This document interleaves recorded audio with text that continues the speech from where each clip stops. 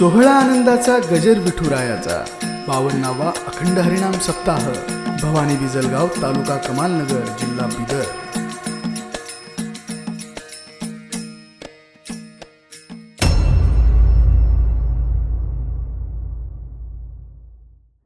आद्यगुरु शंकराचार्य संसाराची व्याख्या सांगतात. संसार किम संसार पुनरपि जननम पुनरपि मरणम पुनरपि जननी जठरी शयन हे संसारे खलु दुष्करी कृपया मुरारी तू पाहिरी भज गोविंदम भज गोविंदम भज गोविंदम मूढमते. जन्माला येणं आणि मरणं त्याचं नाव काय आहे? संसार. महाराज मग काय फरक पडतो? काय फरक पडतो? कबीरदास महाराज म्हणतात त्याची सुरुवातच रडण्यातून आहे. कबीरदास महाराज म्हणतात कबीरा जब हम पैदा हुए जग हसे हम रोए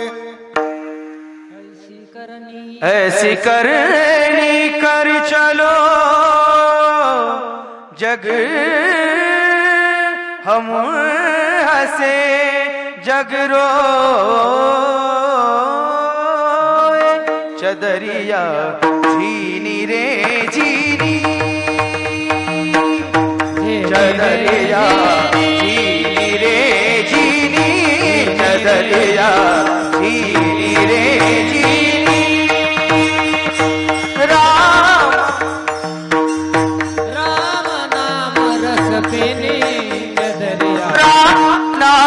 रस पीनी चदरिया झीनी रे झीनी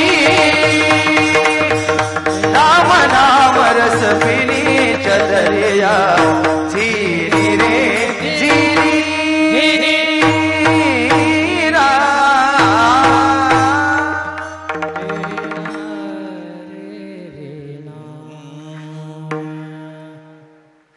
तेवढाच आनंद घ्यायचा आपण सुद्धा आहे का नाही?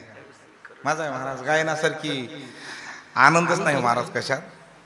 संगीत है शक्ती हर घट में बसे राम रोगी को रागिनी सुनावे तो रोगी को मिले आराम. जर आजारी माणसाला जर राग गाऊन दाखवला ना, आजारी पण ते ताला स्वरात पाहिजे बरं का. हा ना, हे महत्वाचं आहे. तो ग ते मराठी टेकरे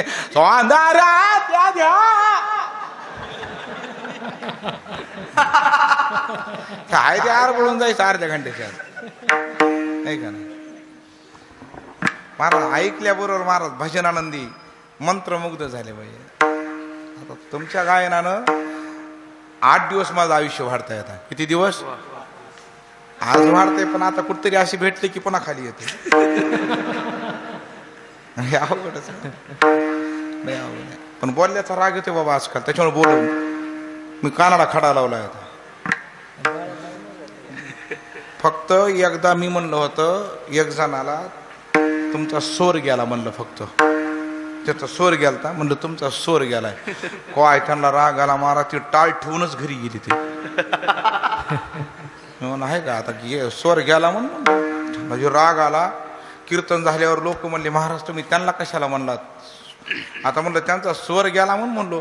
महाराज त्यांचा स्वर जाऊ द्या पण तुमचं पाकिट त्यांच्याकडे.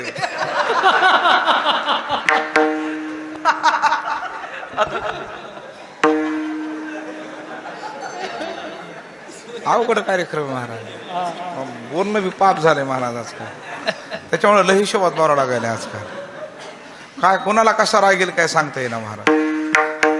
त्याच्यामुळे बोलतच नाही आपण, काहीच बोलत नाही.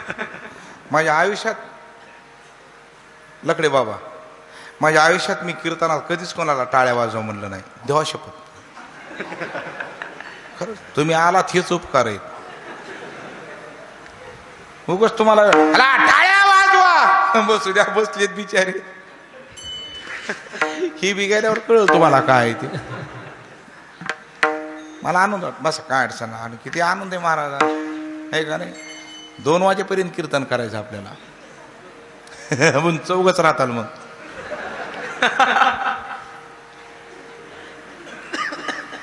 आनंद आहे का नाही? भजनात आनंद आहे ते. जन्माला येताना आपण रडत आलो. जन्माला येताना मग ज्या संसाराची प्रारंभाची भूमिका जर पाहिली, एका रडण्यातून सुरुवात आहे. रडण्यातून, हेच नाव संसार आहे.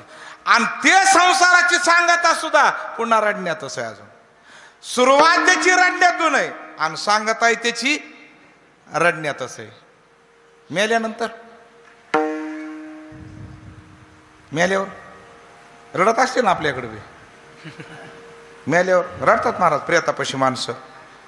आणि काय काय लय ताला स्वरात असतात महाराज. बाबा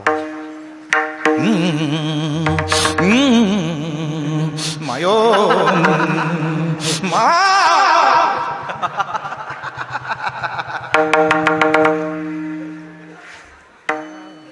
चांगल्या चांगल्या गायकाला जागा कधी काही म्हणून रडतात, त्याचं वाईट वाटतंय हो. आता एक जण मेले, त्याच्याजवळ एक जण म्हणते मामा मला एकदा बोला बोला. त्यानं म्हणा लागतंय चला. ते बोलत असे का ते. आणि माणसं गुणाने एक मरत नाहीत बघा. मरणार संध्याकाळी आणि पेरणीच्या कामाला. म्हणजे अख्खं गाव रात्रभर जाग. आमच्याकडली तसंच एक जण मेलं संध्याकाळी. पोरं म्हणले महाराज गेलं. ते म्हणलं आता मग सकाळीच येतो. आता रात्रभर न महाराज. पोरं म्हणले महाराज आता सकाळी तरी गडबड करा. म्हणलं बरं बरं. म्हणलं सारखा बाजूला. आता मग आता ती आंघोळ घालायला उचला लागतंय ना आंघोळ घालण्यासाठी. मी एक जणाला म्हणलं चला उचला. दोघांनी उचललं. काय 2-4 जण महाराज कुठे न्यायलात माझ्या बाबाला. म्हणलं बाबांनी बिचल गावाला इकडं.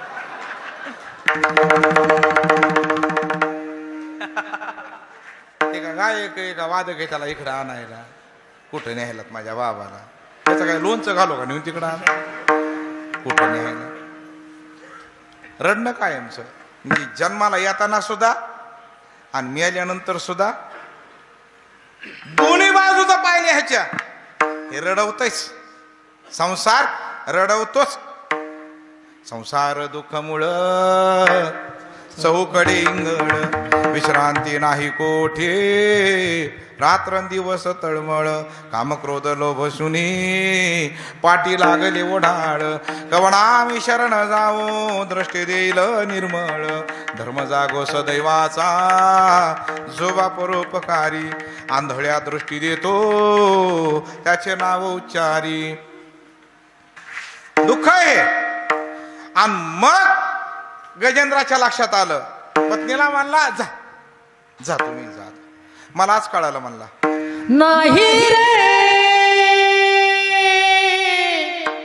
नाही कोणाचे कुणी. नाही रे नाही कोणाचे कुणी. नाही रे नाही कुणाचे कुणी. नाही रे नाही कुणाचे कुणी. आरती जा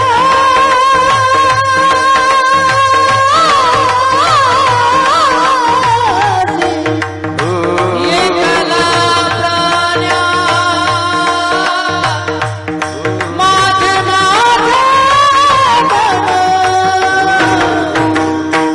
नाही रे नाही कुणाचे कुणी. नाही रे नाही कुणाचे कुणी.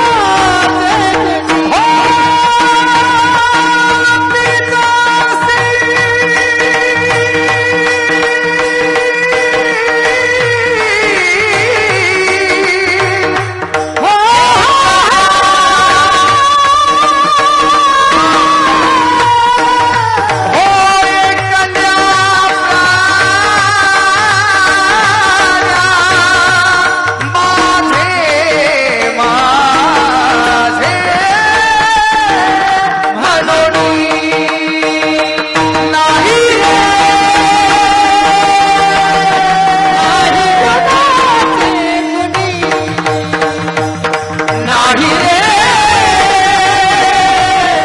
नाही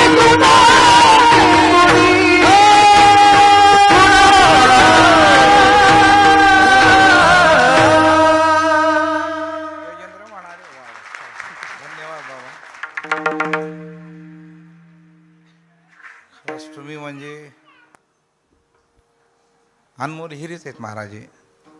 खरं मला सुद्धा असं वाटतं का नाही, कीर्तन झाल्यावर जे मिळेल पाकिट तुमच्या पायावर ठेवून जावं, पण 8 महिने मीच घरी ना.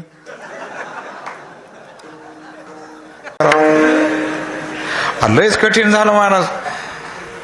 8 महिन्यात आज फोन आले बाबा, कुठवर आलात म्हणून. हे तर कॅसेटच बंद झाले आता. कुठवर आलात नाही, कुठं मी आलात. तेच बघून तेच ग, तेच भांडी, तीच आदळ आपट.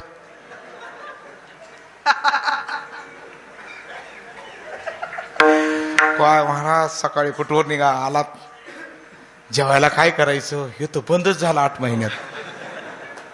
जेवायला काय तुम्हाला कुठं पुरायचं एकच शब्द आता. महाराष्ट्रीय आणि रोजची सवय लागलेली नव्हती.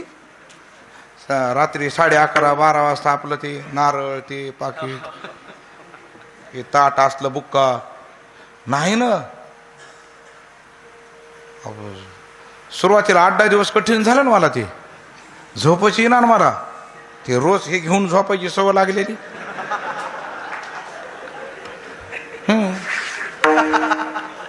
एका लाईन 8 दिवस काहीच नाही, मला झोपच ना. एका दिवशी मात्र हवा का अविनाश महाराज, खरं सांगतो बरं, मी लबाड बोलत नसतो आपण. 12:30 वाजले व झोपच ना. मग आमच्या मुलीला उठेल मी. म्हणलं मीरा उठ. ती म्हणली काय अप्पा? म्हणलं तुमच्या मम्मीला उठवा अगोदर. तिनं आमच्या जगदंबेला उठविलं. आमची जगदंबा आली उठून.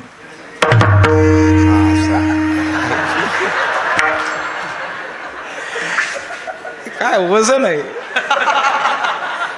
हे, असलंच आमचं घरी वजन आहे. कायच वजन महाराज. मी उगा धमकी दिली ती घरी एकदा, हे चहा कर. ते म्हणजे जा, करीत नाही बनी तो बने ना तो सीधा परभणी. काय त्याच्या तेवढं विषय हाटेलात घेऊ काय त्याच्या तेवढं. आली का आमची जगदंबा, टका टका टका टका टका टक कर झाली. म्हणजे काय म्हणलं, ताटान म्हणलं बुक्क्याचं. ते म्हणजे कशाला ऐकत जाऊ म्हणलं बायकाने. मग ते ताट आणलं. नारळ घे म्हणलं त्याच्यामध्ये आपलं तिथलं. नारळ कशाला घे ना म्हणलं अगोदर, ऐक तर ना. मग नारळ ठेवलं. म्हणलं माझ्या खिशात एक रिकामं पाकिट आहे म्हणलं, ते घेऊन ये म्हणलं इकडं. ते रिकामं पाकिट आणलं आमच्या जगदंबेनं. ते नारळ, ते असाच बुक्का. म्हणलं बस माझ्या समोर आता. मुलगी म्हणली मी कुठं बसतो? म्हणलं साईडला बस, कार्यकर्ते साईडला असतात कधी बी. मग आता काय म्हणलं, आता तुम्हाला बुक्का लाव. तसा पहिलाच लागलाय म्हणलं भरपूर, पण अजून एकदा लाव म्हणलं एकदा. मग त्यांनी आम्हाला लावला, मी त्यांना बुक्का लावला.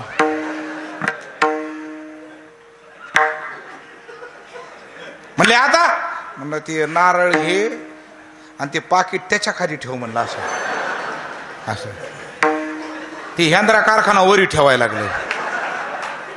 म्हणलं उघडं पडत असं ते खाली ठेव म्हणलं असं. मग तिनं ते नारळ खाली पाकिट ठेवलं. असं कर म्हणलं दोन्ही हातानं माझ्या हातात दे म्हणलं.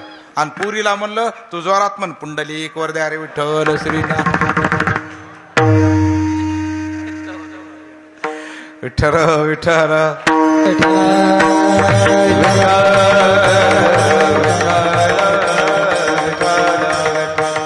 सगळे गेले काही चंद्राला सोडून ना म्हणले, सगळे जाऊ द्या. पण त्यानं भजन ऐकलं होतं वारकऱ्याचं, निर्वाणी गोविंद अशी मागे पुढे काहीच साकडे पडवणी दी. त्यानं म्हणले जाऊ द्या सगळे, हे जाणारच होते. हे वरकड मिळाले ते अवघे चोरगा. हे जेवढे भेटले ना हे सगळे चोर आहेत, घेते गेले गेले.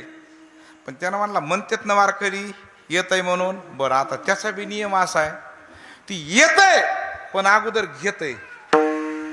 आधी घेशी मग ऐसा असशी उदार. अरे खरं पण आता म्हणले आपल्याजवळ राहिलं काय आता, आपल्याजवळ काय राहिलं नाही आता. पण त्याने गीतेतलं चिंतन श्रवण केलं होतं. पत्रम पुष्पन फलम तोयम यो मे भक्त्या प्रयश्यती. मग निश्चिम भाव उल्लासे मज आरपावयाचे निमिषे. एकही फुल झालं ना तरी काम झालं आपलं. त्यानं म्हणला सगळ्यात चांगलं काम आहे. तिथलंच फुल घेतलं आणि भगवंताला अर्पण केलं. हो म्हणल्याबरोबर भगवंत निघाले आणि री मनुस तर जाग्यावर सुदर्शन चक्र सोडलं आणि दोघाला वरी घेतलं महाराज, गजेंद्र आणि नक्र. गजेंद्राच्या हात फिरवला तोंडावर. बाळा ये ये ये बस, ये जवळ बस. त्रास झाला ना तुम्हाला? महाराज म्हणले नाही भगवान. वाईट वाटलं ना? नाही भगवान काहीच वाईट वाट. मग घरचे सोडून गेल्यामुळं गजेंद्र म्हणले भगवान खरं सांग का, मग बायकोचेच उपकार आहेत आपल्यावर. ती जवळ थांबली असती मी तुमच्या भजनाच्याच नादी लागलो नसतो. ती गेल्यामुळं मी तुमच्याकडे वळलो. आता काय इच्छा आहे? आता भगवान आता नको, आता तुमचं महाराज अजून पहिल्यासारखं तुम्हाला थाट करू. अरे अरे अरे भगवान नको नको नको, आता मला तुमच्या पदाला बस. असं मग विमानात बसायचं. हो विमान आलं, विमानात बसणार तेवढ्यात नक्र पुढे होते. नक्र म्हणले हा भगवंत गजेंद्र हे कुठं निघाले? ओ भगवान म्हणले काय थांबा, गजेंद्रला कुठे नेतात? म्हणले वैकुंठाला. अरे वा, अहो भगवान विमान तर चाललंय ना आता, मग मलाही घेऊन चाला ना तिकडं आता. हे तुला नाही, मग तुला विमानात बसता येणार नाही, तू वैकुंठाला येऊ शकत नाही. ते म्हणला का का काय झालं? अरे गजेंद्र बसतो मला काय झालं? भगवान म्हणले तुझ्यासारखा पापी जगात कोणी नाही. नक्र होत पण कायद्यानं हुशार होत. नक्र म्हणाले भगवान तुमची आचारसंहिता तुम्ही बरोबर पालन करत नाही का, मी पापी होऊ शकत नाही. म्हणले कसं काय? आणि भगवान मी जर पापी सिद्ध झालो तर उद्या सकाळी एकाला काकड्याचं भजन करू देणार नाही. ते म्हणले तुझा ना काकड्याच्या भजनाचा काय काय समज? हे रोज सकाळी वारकरी म्हणतात काय महिमा वर्णो आता सागरे किती, काय महिमा वर्णो आता सागरे किती. काय महिमा वर्णो रे काय महिमा वर्णो आता सागरे किती. कोटी ब्रह्म हत्या कोटी ब्रह्म हत्या मुख पाहता जाते. कोटी ब्रह्म हत्या मुख पाहता जाते. कोटी ब्रह्म हत्या मुख पाहता जाते.